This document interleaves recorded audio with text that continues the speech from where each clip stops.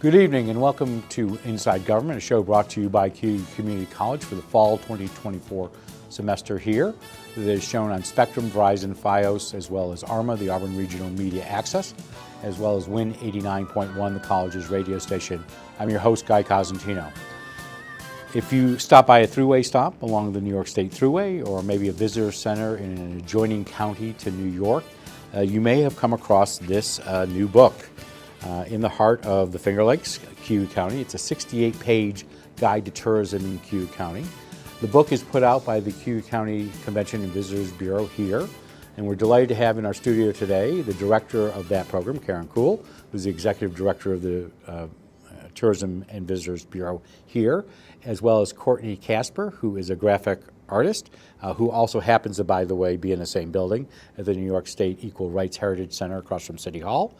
And we've asked them to come in to not only talk about this great book that came out just a couple months ago, but also about tourism numbers locally and some things that are coming up in the near future, hopefully.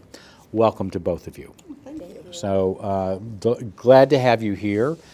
You're the non-political show of the week right now. So, first, for those who may not know, what is, I know you were here, we thought about 18 months ago? Is that? Yeah, it's been a while. It's been a while. What is the Cayuga County Convention and Visitors Bureau? The Cayuga County Tourist Convention and Visitors Bureau, also very easily known as Cayuga County Tourism Office. This is the way we're generally referred. We are the New York State designated tourism promotion agent for the county of Cayuga to promote tourism as economic driver to our destination. We work through marketing, public relations, community engagement to understand our destination better so we can promote it authentically to the potential visitors. And how large a staff do you have? We are 5 now. We added a new staff member last year, public relations manager is a new position that was created. So we have myself, executive director. We have a director of marketing and sales, a marketing assistant, public relations, and an office manager whom we could not live without. Okay, most offices can. So you are a not-for-profit board, though? Yep, we're a non-for-profit. So how large a board do you have? It's 18 right now. And are they all tourism-related board members, or are there other people from other areas that don't have something in hospitality or venues or things of that nature? All of our board members have a link to tourism. The beautiful thing about tourism as an industry is that it encompasses so much. So we have breweries, wineries, parks and trails, lodging, restaurants as part of our board. So we have voices that represent the destination as a whole, and we also make sure that it is diverse in the geography. As we all know, Cayuga County is long and skinny, and that, from Fairhaven through Auburn down to Moravia and the assets on Cayuga Lake, they're very specific personalities and assets to promote, so we make sure that our board members represent the entire region. And you're largely funded, though, by the Cayuga County bed tax? Yes, we're almost strictly funded by the Cayuga County bed tax. And how much does that generate annually for your office? Right now, we're just above $1 million. And you're located in the New York State Equal Rights and Heritage Center in downtown across from City Hall? That is correct. That's our office. And what do you do in that building? So I'm the Visitor Experience Manager for the New York State Equal Rights Heritage Center. So we're the Visitor Information Center that Karen, promotes the region and the area. We actually help the visitors find the things to do.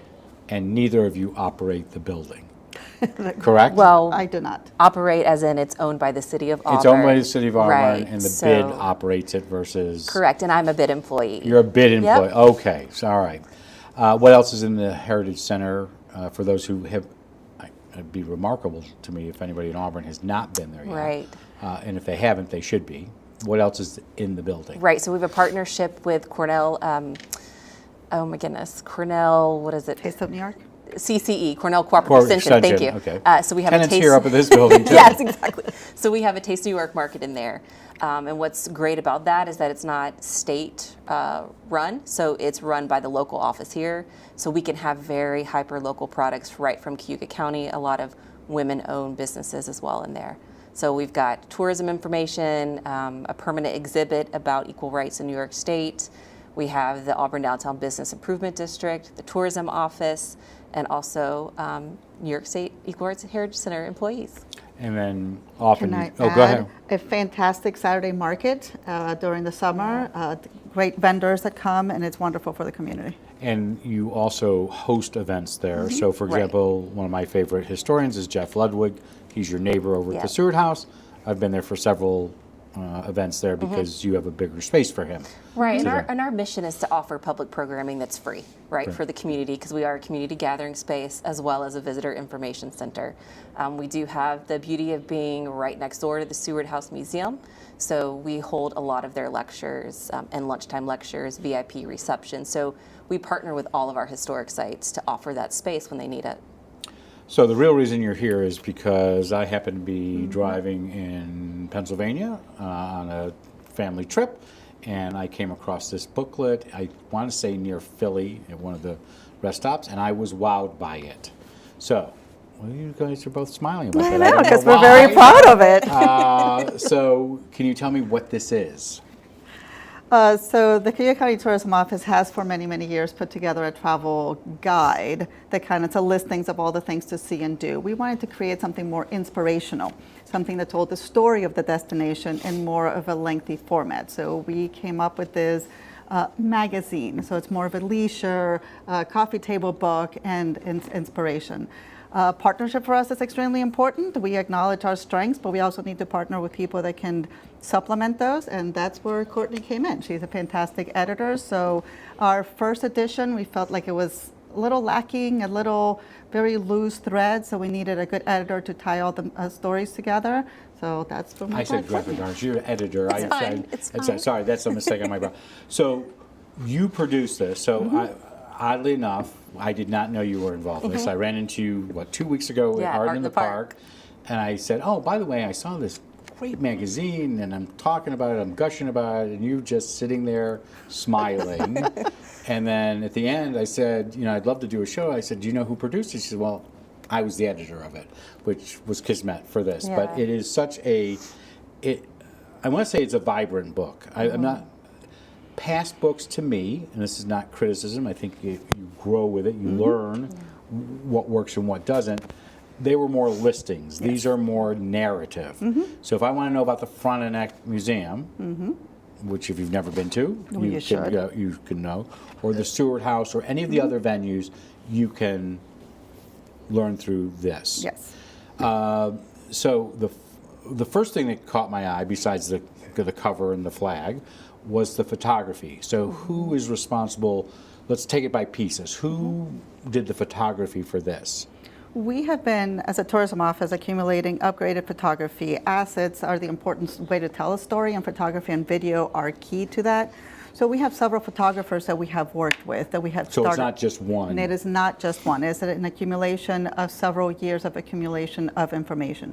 Once we knew the focus of this edition, that was going to be museums around the county, then we contracted with somebody to go around the county and grab photography for that. So we could have high quality photography that could print in a full feature. We wanted every photo that we got to be a potential centerfold.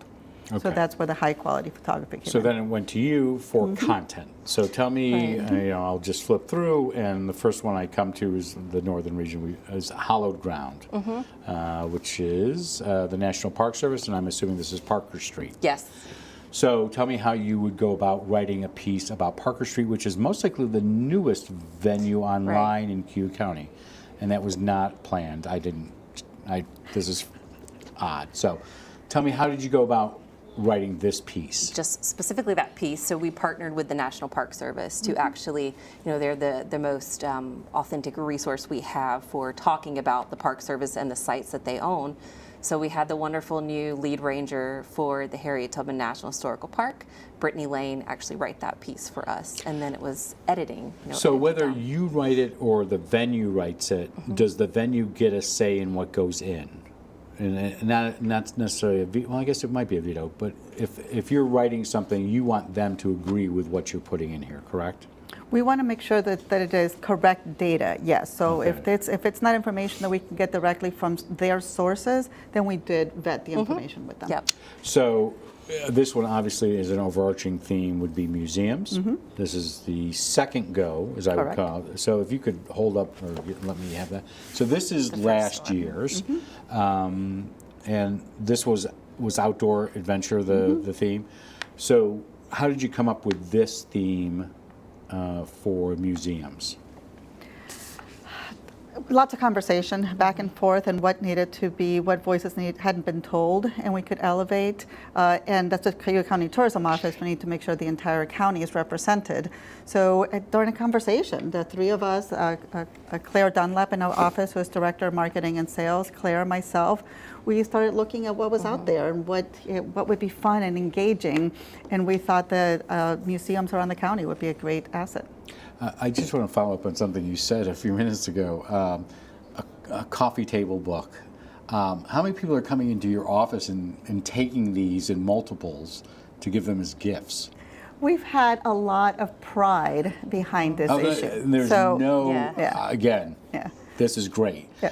So because of that, yes, we've had a lot of people who would come in and say, It's okay if it's a gift from a 4-year-old, but from a 40-year-old, they might want to put a little cash on the table.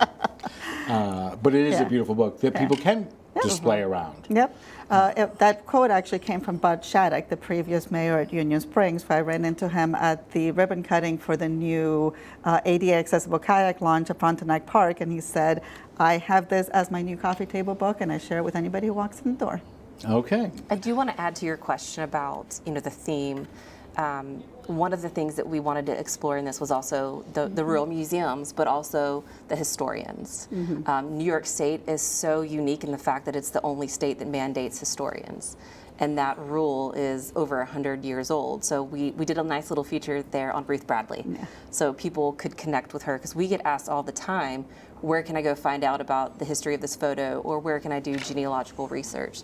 So it's also part resource, for residents as well. So from start to finish, or let me say it this way, start to getting it to the printer. How long a process is this? So we started talking really about it in last August, and then came down with a final, content flow structure by that December. And then from December through, I think, February, March, it was designing and putting in the final content and editing, and then getting that last look done, and then getting it to the printer in June. So it's an 8 to 10 month to just get it ready to go to a printer. Well, the interesting one about this, though, was that it's completely rehaul of the previous magazine. So Just the spine alone. Yeah, I mean this the is whole feel of the magazine, the whole layout. That magazine had great content. It needed structure. So we kind of took all of that, and to me, I look at it like a puzzle. All the pieces were kind of, different places, so we need to find a way to put that puzzle together. So if you look at the structure of this one, you have a separate feature section, and that's where your feature stories are. Then you have lighter content, and then you have a little bit more like essay, But if you want to stories. go find out things about the northern part of the county, Right, or it's the all center. very sectioned out. Yep. And how many of these will you distribute in a given year? I believe we had 15,000 printed And this where? year. So again, I found mine in Pennsylvania. Yeah. And if people are not stealing them for gifts, how many? What is your game plan to distribute geographically? We distribute primarily outside of the region, because that's the voice that we represent to bring people to the area. So we have information distribution centers across 3 markets: Buffalo, the greater Syracuse area, and the Thousand Islands, the Adirondacks area. But then we have a couple down in Pennsylvania, which is where you found them. So we have through Pennsylvania on display. We have 3 spots in Pennsylvania where we distribute them as well. And then we attend a lot of shows. Through the New York State Tourism Industry Alliance, we participate on a show collateral distribution, where there's this giant display of New York State, and you have racks of different collateral. So we distribute it there as well. And collaterals are pieces. Yes, pieces, magazines, 8 rack cards and stuff. How much does this cost to print? I don't have those numbers in front of me, but it's not cheap. But Okay. it is part of our mission to get the word out. But I'm thinking out of a $1 million budget, this is a chunk of it. It's a good part of not just the printing, but the design, the photography, the Right. content development, and the wonderful editor work. And so they own. So you haven't signed a contract with it yet. I caught that. Get it in now while you can. So I guess that does lead to, are you working on next year's book yet?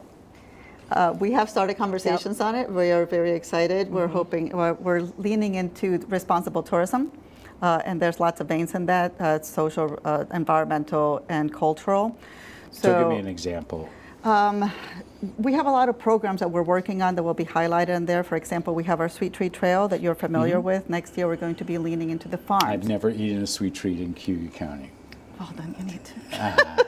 Next year's. So we're going to highlight the farmers. You know, we're Okay. leaning into the environmental, the responsible So your tourism on it. expectation is over the next several years, you will hit a different theme every year. That is the goal, yes. Okay. And we know there are keystone years like America 250. Yeah. We will be talking about that content. We have Freedom 2027. And then we Okay. have the bicentennial will be a special, of the Erie Canal bicentennial will be a special feature in next year's as well. So let's break these out piece by piece, because not everybody may know what you're talking about. So the 250 is the 250th anniversary of the United States. That's correct. And there's a lot of events planned across the nation for July 2026. That's what you're talking about there. Yes, yes. Okay. And are you starting to give thought in either of your worlds to what Cayuga County might do? I know we were only grasslands and trees at that point. I don't think Sullivan's Army may have been through here later in that time. Right. What are you giving some thought to that? Because you're still going to want to do, I know there's some other events we'll talk about in a second, but any thought to 2050 yet? Yes. I should say 2026 for the 250. Yeah, 250. Yes, I cannot think of the concrete ones in mind, but we're looking at it at more of a, not just the revolution, but the history throughout. You know, so through them, what role has Cayuga County played in national history? And I can jump into these for that concept Sure, if you want. absolutely. These So are these- wonderful so these are, pieces of art. yep. I'll hold them up as you talk about So them. this is a series that we started this year, which is Explore National History in Cayuga County. It's not specifically about the revolution, but it is history, that the role that Cayuga County had in history since then. So it'll be expanded. It will not just be the revolutionary content, but yes, the Clinton-Sullivan campaign is one of the physical things that occurred in our region that will be represented. In this series of 5 are prominent individuals who made national impact, and they're originally from Cayuga County, and their stories needs to be elevated. We're going to talk about this last one in a few minutes, but Oh, let's, before we get to the bicentennial, there's 2 other events coming up. One is obviously the celebration of Clinton's Ditch, and I know Natalie over at the Erie Canal Museum is already working on this over there. But what does Cayuga County, so 200 years ago, Governor Clinton did one of the, well, by far the largest infrastructure program in the United States for centuries. Maybe Micron is the new Erie Canal, as we keep hearing. What is Cayuga County looking at? Because you obviously have sites north of Auburn for that. Yes. So what's the plan there? Yep, I love that you started with Clinton's Ditch, because the Erie Canal, the history of the Erie Canal started with Clinton's Ditch, which was the first level of the Erie Canal, and then it moved 2 other times to where it is right now. But that was the origin of it, and that is the part of the history that Cayuga County owns. There's a lot of physical remnants of this original canal that are still there to be explored. The one location that does the best for that interpretation is the old Port Byron Old Erie Canal Heritage Park, that has part of the walls of that canal that you can walk through. So there's a lot of physical history that we're trying to elevate, but that is what brings these communities together. There's a lot that will be celebrated for the 200th of the Erie Canal, that is around the new canal. Okay. You know, exploring recreational activities on it. But we have the historical background of it, which is beautiful. So the other piece that we were talking about a little bit beforehand, I'm sure hundreds of people go by the plaque in Exchange Street every day. The Marquis de Lafayette came here in June of 1825. visited Annis Troop, who was soon to be governor. Another future governor there was William Seward. But Lafayette came, how I came across him was, and we were talking about this, I was in Williamsburg, and that's where they're kicking off a lot of Lafayette visitation. So he came here, it started as a visit, kind of expanded into a tour. Obviously that has something to do with Cayuga County. Are there plans yet in place to start that? Are you just thinking about it? I know Herkimer County is doing something with a reenactor, I'll call them. I know other communities are doing something. What's the thought process right now? And obviously I'm enthused about Lafayette. Yeah, we can tell. It's good. It's okay. We'll bring you into the program. Okay. No, I think it's the same thing with America 250. These are things that we're just starting to really think about programming and how do we do that. The beauty with part of our jobs is that we get to partner with our historic and cultural sites. So we actually have a meeting next week. So we'll start talking about this type of programming because we do it really as collaborative as possible. So we would defer to our sites like the Seward House to talk about their connection to that story. And we will reach out to Jeff Ludwig Absolutely, to pick on him as well. I think he's scheduled for the first week of February to come and give a piece here. I do want to ask, I know that you've got some tourism numbers here. I do want to come back to one other thing. Tourism, you just came out with your numbers for the year. First of all, where does this data come from?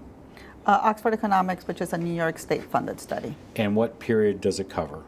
It's annual. The numbers come out in about September for the previous year. So the numbers we're looking at is the impact in 2023. So your spending numbers, the spending number by tourists locally is up. Yes. So it's up by about 9% for this area. Yes, about 9% for overall tourism spend, yes. And that and is that put those numbers above pre-COVID numbers? Yes.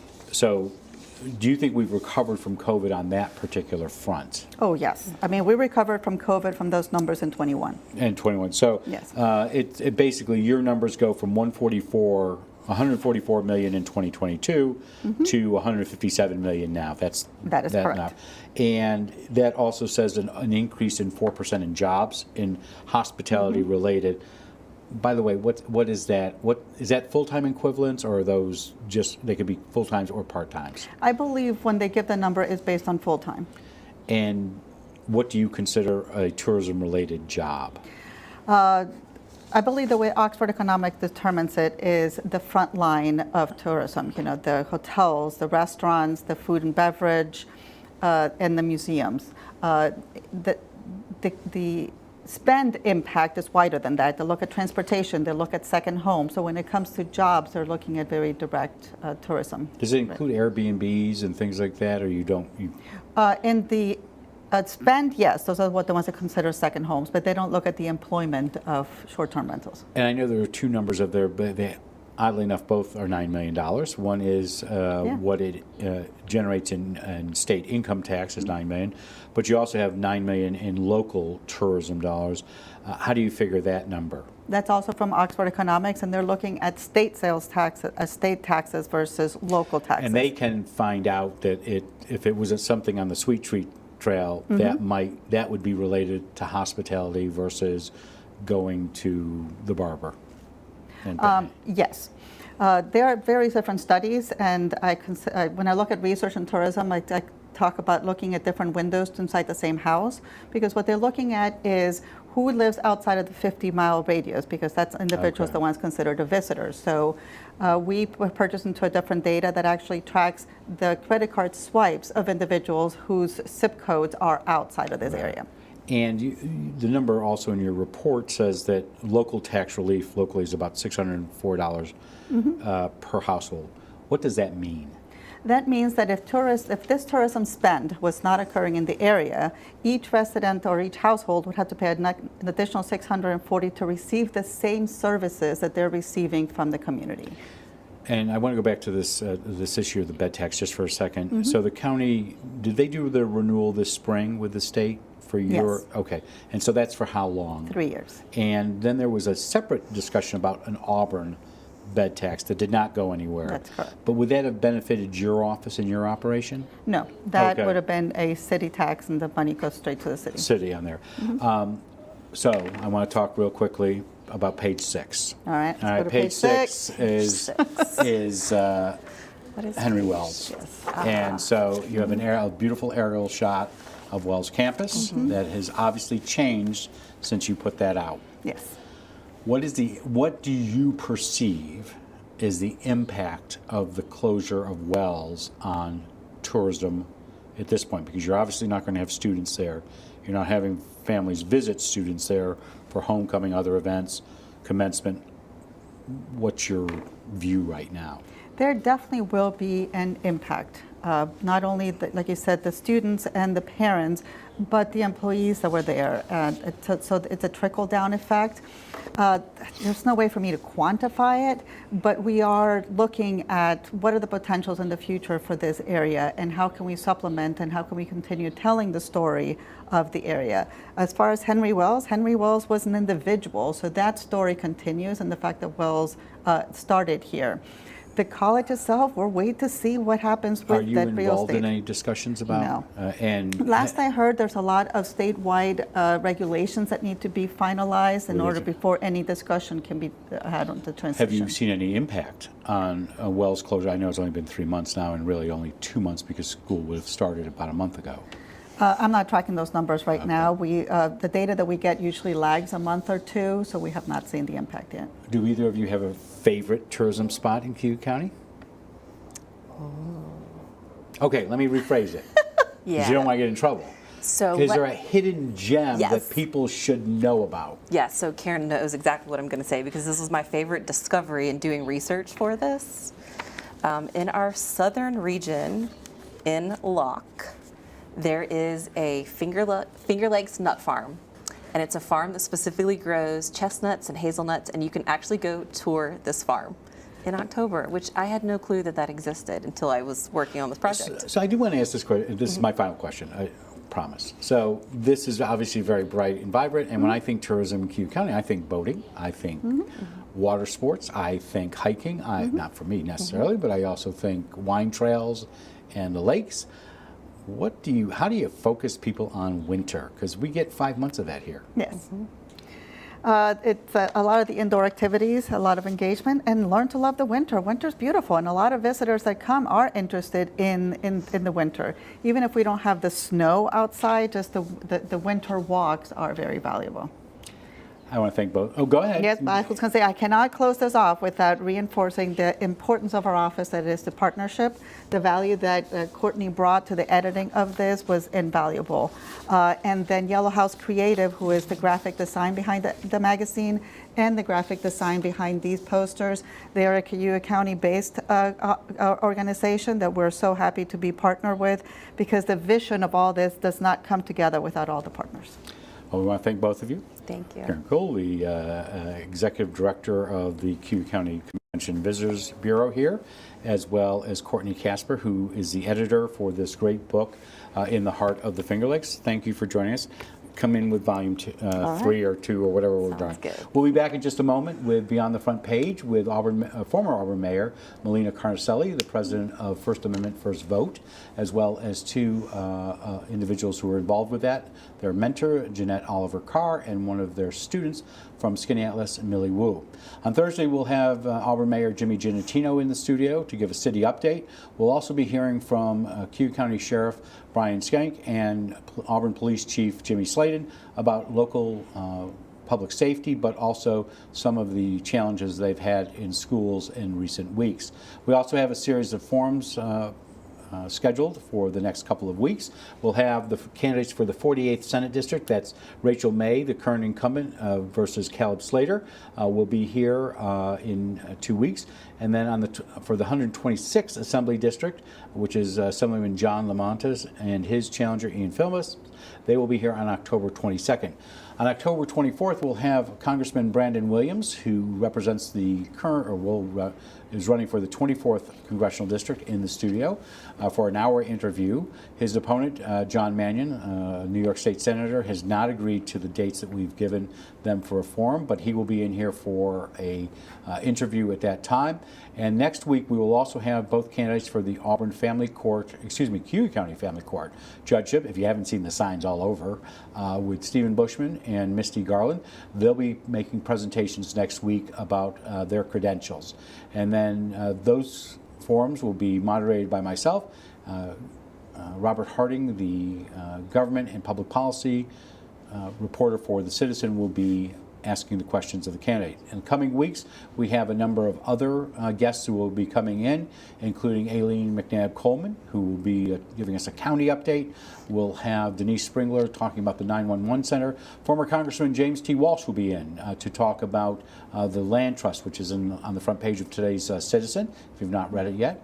But you can send us your ideas for guests or questions to cozguytho@aol.com. But I'm Guy Costantino for Cayuga Community College. We want to thank you for watching. Have a great night, great tomorrow, but stick around for a really interesting conversation on Beyond the Front Page. And they'll tell us. I don't hear any music.